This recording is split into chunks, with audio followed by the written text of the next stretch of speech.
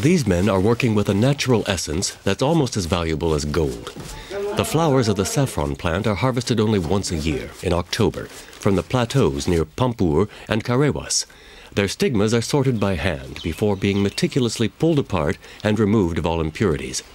It takes the red or gold-colored stigmas of 75,000 flowers to obtain 500 grams of saffron, making it one of the most treasured and expensive spices in the world.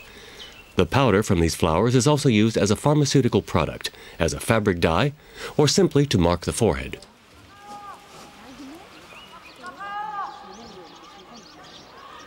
On pleasant days, it's not unusual to see Kashmiris in one of the numerous Mughal gardens enjoying a tea ceremony. Prepared in a samovar, Kashmiri tea is a delicious mix of spices, such as cardamom and cinnamon and tea leaves. This thirst-quenching drink is drunk very hot and without milk, and is often accompanied by peeled almonds. Inside the copper and hammered brass samovar is a small metal receptacle containing hot coals.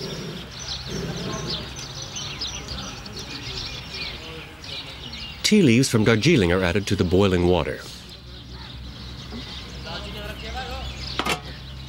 Then whole pieces of cinnamon. And finally, the peppery-tasting cardamom seeds. Used for brewing tea or warming one's soul, decorated or not depending on its owner's wealth, the samovar is an important part of a young woman's trousseau, and often a proud possession of the family.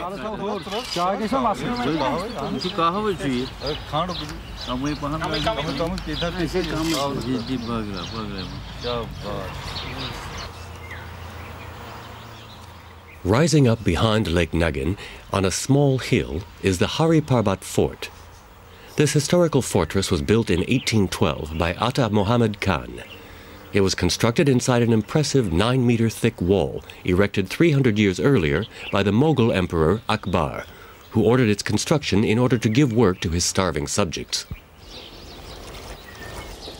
The Kashmiri farmers spend endless hours pulling valuable algae from lakes and piling it on rafts and old boats.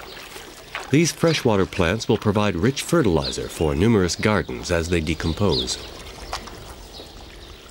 These floating houses are unique to the Kashmir Valley.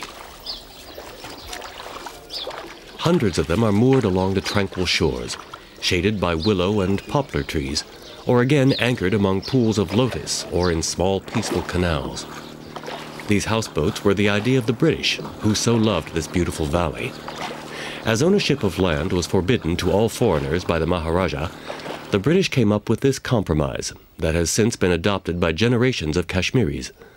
The houseboats are made of fragrant cedar wood, floated down the waterways from the jungle. Comfortable and often lavishly decorated, this houseboat has 3 bedrooms, 3 bathrooms, a living area and a dining room.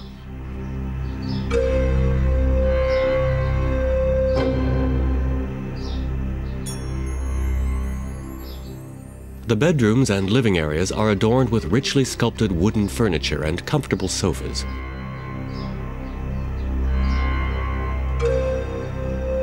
The ceilings of these homes are veritable masterpieces, made of overlapping segments of wood, an ancient Kashmiri technique known as katamband.